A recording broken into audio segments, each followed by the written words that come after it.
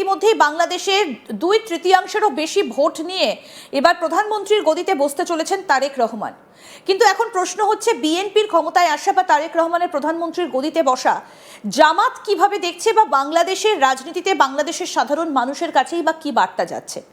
ইতিমধ্যেই আমরা জানি যে তারেক রহমান তার শপথ গ্রহণ অনুষ্ঠানে প্রধানমন্ত্রী নরেন্দ্র মোদীকে দাওয়াত পাঠিয়েছেন। কিন্তু এখন প্রশ্ন হচ্ছে, বাংলাদেশের ভেতর থেকে গত 2024 সালের আগস্ট মাস থেকে যে ভারত বিরোধী মন্তব্যগুলো বারবার করে ছুটে আসছিল, সেই জায়গায় দাঁড়িয়ে প্রধানমন্ত্রীকে তারেক রহমানের দাওয়াত পাঠানো, সেই জায়গায় দাঁড়িয়ে তারেক রহমানকে ইসলামিস্টদের কুনজরে পড়তে হবে না তো? কারণ দীর্ঘ 17 বছর পর তারেক রহমান তিনি নিজেই বাংলাদেশে ফিরেছেন। সেই জায়গায় দাঁড়িয়ে প্রধানমন্ত্রী নরেন্দ্র মোদীকে দাওয়াত, এটা বাংলাদেশের মানুষের কাছে কি বার্তা যাচ্ছে, ইসলামিক সংগঠনগুলোর কাছেই বা কি বার্তা যাচ্ছে, এবং গোটা বিশ্বের কাছেই বা কি বার্তা যাচ্ছে, কোন পথে এগোবে বাংলাদেশের ভবিষ্যৎ? আমরা এই পুরো বিষয়টা নিয়ে আলোচনা করব। আমাদের সঙ্গে রয়েছেন বাংলাদেশের বিশিষ্ট সমালোচক এবং ব্লগার শেখ ফরিদ। আপনাকে স্বাগত জানাই আজ তাক বাংলায়। আমি শুরুতেই আপনার কাছে জানতে চাইবো যে এই বাংলাদেশের 2/3 বেশি একক সংখ্যাগরিষ্ঠতা নিয়ে এবার প্রধানমন্ত্রীর কুর্সিতে বসতে চলেছেন তারেক রহমান। ভারতকে আমন্ত্রণ জানানো, তার শপথ গ্রহণ অনুষ্ঠানে ভারতের প্রধানমন্ত্রী নরেন্দ্র মোদীকে আমন্ত্রণ জানানো, এটা কি নেহাতি কৃতজ্ঞতা বসে, নাকি এর পেছনে কোনো জটিল অঙ্ক রয়েছে বলে আপনার মনে হয়? ধন্যবাদ আপনাকে, সেই সাথে আপনার দর্শকদের অনেক অনেক শুভেচ্ছা। আপনি যে প্রশ্নটা করলেন, এই মুহূর্তে শুধু বাংলাদেশে নয়, ভারতে নয়, সারা পৃথিবীতেই এই বিষয়টা নিয়ে আলোচনা হচ্ছে। এবং এটা আপনি টক অফ দ্য কান্ট্রি নয়, talk of the south Asia নয়, টক অফ দ্য ওয়ার্ল্ড বলতে পারেন। কারণ তারেক রহমানের এই যে ভারতের প্রধানমন্ত্রী নরেন্দ্রজিকে যে আমন্ত্রণ জানালেন বা জানাতে চাচ্ছেন বলে আমরা প্রচার শুনেছি, এটা আসলে ছোটোখাটো বিষয় না। এটার প্রভাব পড়বে, এটার ইতিবাচক প্রভাব রয়েছে, নেতিবাচক প্রভাব রয়েছে। ইতিবাচক প্রভাব হচ্ছে, তিনি যদি সত্যিই আপনাদের প্রধানমন্ত্রীকে আমন্ত্রণ জানান এবং সেটা তিনি গ্রহণ করেন, নিজে আসেন বা তার প্রতিনিধি পাঠান, এটা তারেক রহমানের জন্য, বিএনপির জন্য মঙ্গল বয়ে আনবে এবং দেশের জন্যও। আমাদের দুই দেশের মধ্যে যে একটা তিক্ততা ছড়িয়ে পড়েছে এই 17 মাসে, সেটার কিঞ্চিত বা আংশিক বা আধা সমাধান অন্তত ঘটবে। কিন্তু তারেক রহমানের জন্য সবচেয়ে বড় বিপদ হয়ে দাঁড়াবে বাংলাদেশে যে পাকিস্তানপন্থী, চরম পাকিস্তানপন্থী এবং চরম জঙ্গিবাদী ইসলামপন্থী যারা, তারা এই ঝামেলাটা শুরু করবে। কারণ তাদের চোখে ভারতই হচ্ছে তাদের পৃথিবীতে একমাত্র শত্রু, তাদের আর কোনো শত্রু নাই। আপনি শুনে থাকবেন যে চরমনায়ের পীর যখন জামাত জোটে ছিল, যদিও তাদের এখন জামাত জোটের সাথে সরে এসেছে এখন এই মুহূর্তে, তারা কিন্তু বলেছিল যে বন্দর পৃথিবীর কোন দেশকে দিয়ে দিল তাদের মাথা ব্যথা নেই, কিন্তু ভারতকে দিলে তাদের মাথা ব্যথা আছে। সরাসরি বলেছে তারা, এমন নয় যে একটা গোপনে বলেছে, চুপিসারে বলেনি। সুতরাং এই সমস্ত চরমনায় জামাত সহ আরও যে ইসলামপন্থী আছে, খেলাফতে মজলিস সহ, নেজাম ইসলাম বলেন, এবং হেফাজতে ইসলাম নামের যে সকল পাকিস্তানপন্থীদের যে একটা রাজনৈতিক প্ল্যাটফর্ম, যদিও তারা বলেছে এটা অরাজনৈতিক, কিন্তু হেফাজতে ইসলাম আসলে এটা পাকিস্তানপন্থীদের একটা রাজনৈতিক প্ল্যাটফর্ম।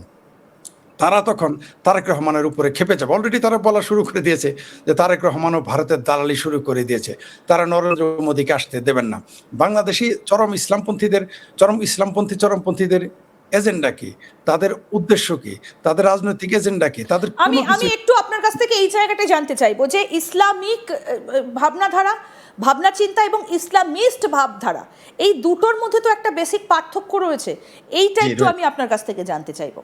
অবশ্যই পার্থক্য রয়েছে। ইসলামিক ভাবধারা সেটা আলাদা বিষয়, আর ইসলামপন্থী যেটা, চরমপন্থী যেটা, সেটা অনেক পার্থক্য রয়েছে। এখানে দেখবেন বাংলাদেশে ভারত বিরোধিতা যারা, একটা হচ্ছে পলিটিক্যাল ইসলাম আর একটা হচ্ছে ইসলাম। পলিটিক্যাল ইসলাম আর ইসলাম যেমন পার্থক্য রয়েছে, তেমনি ইসলাম এবং ইসলামী চরমপন্থাবাদ অনেক পার্থক্য রয়েছে। ইসলামপন্থীরা তাদের নিজেরা ব্যক্তিগতভাবে ধর্মচর্চা করেন, তারা সেখানে রাষ্ট্রকে আনতে চান না, রাষ্ট্রের সাথে আনতে চান না।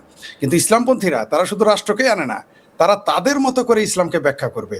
আপনি দেখবেন ইরানের ইসলাম এক ধরনের, সৌদি আরবের ইসলাম এক ধরনের, পাকিস্তানের ইসলাম এক ধরনের, আফগানিস্তানের ইসলাম এক ধরনের, তুরস্কের ইসলাম এক ধরনের, কিরগিজস্তানের ইসলাম এক ধরনের, বাংলাদেশের ইসলাম আর এক ধরনের। যেমন বাংলাদেশের ইসলাম হচ্ছে, পলিটিক্যাল ইসলাম হচ্ছে মুক্তিযুদ্ধের বিরোধিতা করা, ভারত বিরোধিতা করা, আওয়ামী লীগের বিরোধিতা করা, বঙ্গবন্ধুর বিরোধিতা করা।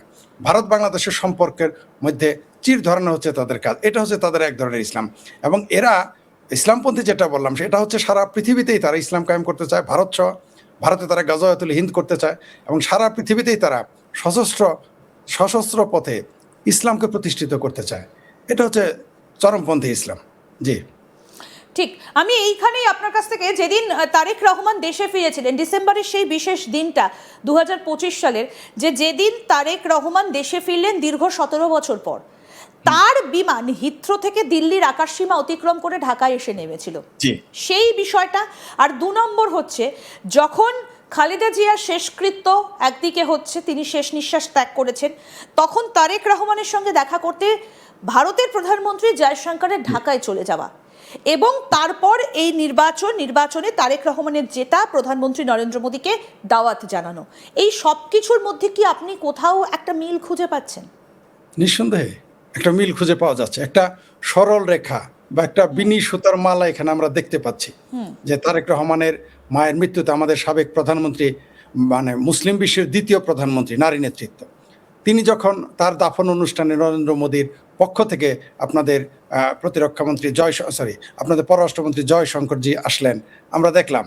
এবং পাশাপাশি তারেক রহমান যখন ভারতকে আমন্ত্রণ জানান বা ভারতের প্রধানমন্ত্রীকে আমন্ত্রণ জানান, এটার সাথে তো একটা মানে ইন্টারলিঙ্ক বা যোগসূত্র বা বিনি সুতার মালা তো আমরা দেখতেই পাচ্ছি।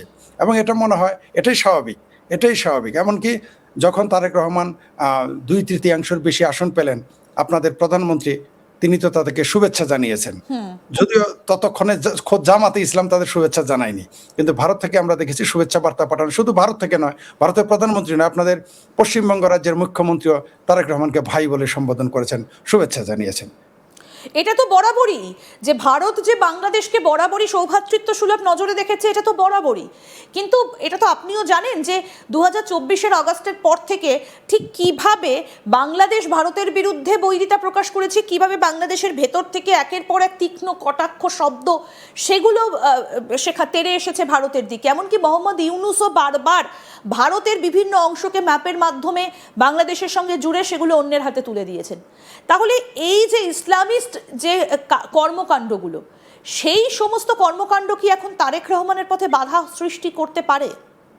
নিঃসন্দেহে বর্তমানে বাংলাদেশে যতই তারেক রহমান 2/3 ক্ষমতা, মানে আসন নিয়ে ক্ষমতায় আসুক না কেন, চরমপন্থীদের, ইসলামী চরমপন্থী এবং বিশেষ করে পাকিস্তানপন্থী, এদের যেভাবে দেখেন, আফগানিস্তানও কিন্তু চরমপন্থী, কিন্তু তারা কিন্তু বাংলাদেশের মুক্তিযুদ্ধের বিরোধিতা করে না, তারা কিন্তু ভারতের বিরোধিতা করতেছে না। ভারতের সার্বভৌমত্বের জন্য, বাংলাদেশের মুক্তিযুদ্ধের জন্য আফগানিস্তানের মৌলবাদ কিন্তু আমাদের না ভারতের জন্য হুমকি, না বাংলাদেশ এবং বাংলাদেশের মুক্তিযুদ্ধের জন্য হুমকি, গণতন্ত্রের জন্য হুমকি। কিন্তু পাকিস্তানের যে মৌলবাদ, যারা পাকিস্তানপন্থী, ইসলামপন্থী, এরা যে এখানে ঘাঁটি গেড়ে বসেছে, নামে বেনামে, দৃশ্যে অদৃশ্যে, পর্দার আড়ালে পর্দার সামনে যেভাবে এসেছে, আপনি দেখেছেন কিভাবে তারা ঢাকা বিশ্ববিদ্যালয় দখল করলো।